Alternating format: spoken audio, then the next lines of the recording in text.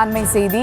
சென்னை ராயப்பேட்டையில் வேரோடு சாய்ந்த ராட்சத மரத்தால் அங்கு பரபரப்பு ஏற்பட்டிருக்கிறது. மேலும் விவரங்களோடு இணைகிறார் செய்தியாளர் ரேவதி.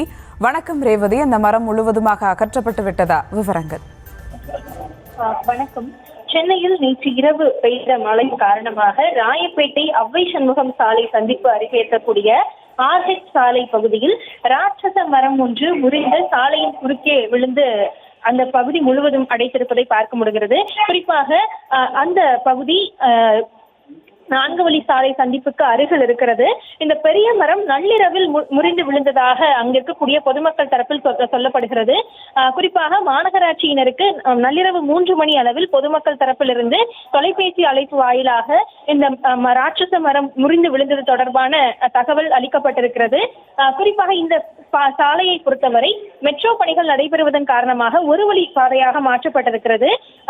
ஒரு சில வாகனங்கள் மட்டுமே அந்த பகுதியில் சென்று வருவதன் காரணமாக பெரிய அளவில் போக்குவரத்து நெரிசல் ஏற்படாமல் இருந்தாலும் கூட ஒரு சில இருசக்கர வாகனங்கள், சற்று பெரிய வாகனங்கள் மட்டுமே அந்த பக்கம் சென்று கொண்டிருக்கின்றன. நள்ளிரவு நேரத்தில் இந்த மரம் முறிந்து விழுந்ததன் காரணமாக யாருக்கும் உயிர் சேதம் ஏற்படாமல் இருந்தாலும் கூட இது போன்று கவனம் இல்லாமல் மாநகராட்சி செயல்படுகிறது. மழைக்காலங்களுக்கு முன்பே மரங்களை, ஆபத்தாக இருக்கக்கூடிய மரங்களை அகற்ற வேண்டும் என்பது பொதுமக்களின் கோரிக்கையாக இருக்கிறது. தற்போது வரை அந்த முறிந்த மரம் அகற்றப்படும் பணிகள் நடைபெற்று வருகின்றன. மரத்தை அறுத்து அதற்கு கூடிய பாகங்களை அகற்றும் பணிகள் மாநகராட்சி தரப்பிலிருந்து செய்யப்பட்டு வருகின்றன.